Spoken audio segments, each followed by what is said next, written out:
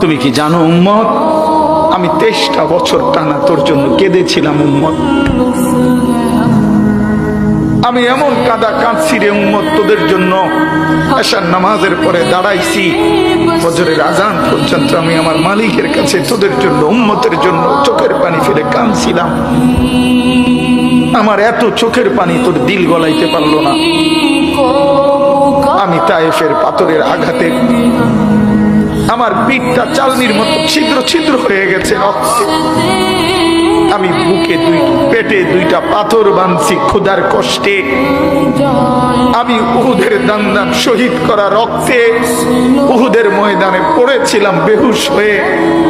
আমার ঘরের চুলায় 3 মাস রান্নার জন্য কোনোদিন চুলায় আগুন জ্বলে নাই।